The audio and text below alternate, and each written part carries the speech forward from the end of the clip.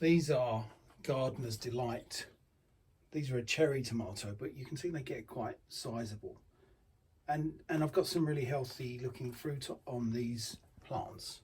But the worry is whether or not they're going to ripen by the end of the season. So there's 2 or 3 things you can do here. The first thing I've done, if we go to the top of the plant, is I've stopped the plant there. So I've broken off, I mean, you should probably use a pair of secateurs, but I've broken off the growing tip, so we're not going to get any more growth out of this plant. All of the energy, all of the growth should go now into producing and ripening the fruit.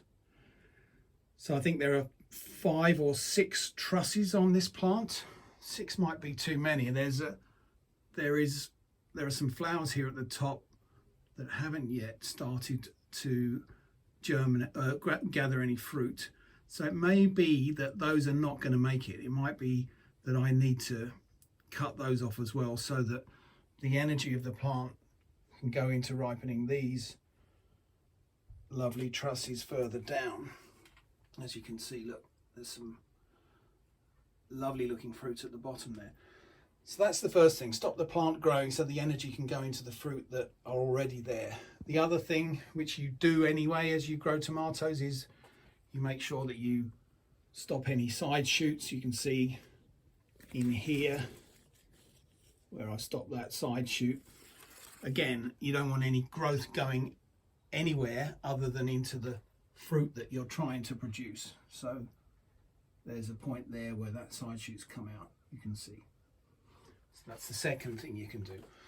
Thirdly, what I've done is I've opened these out. So there was some pretty thick foliage on these plants, so I've cut back some of the leaves to make sure that the light can come in and get to the fruit that need to ripen, so that they're not shaded out by the foliage of the plant themselves. So that's important.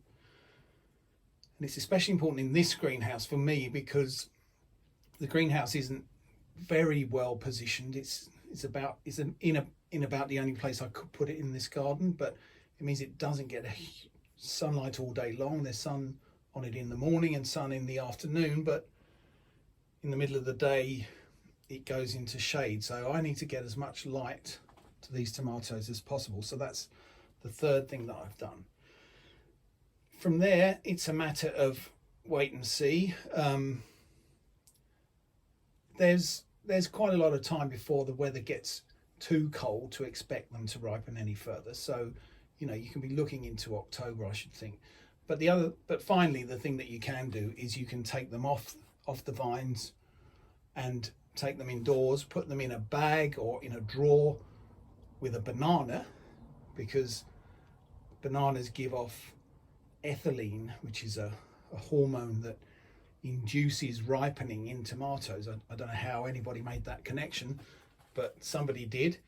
And it means that that's your final option.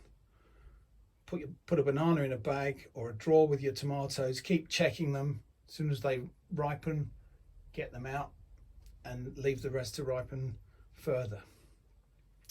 So there you are, how to ripen your tomatoes, or get them to ripen as much as possible before it's too late in the season. So thank you for watching, and remember, there's much more information at gardeningstepbystep.com.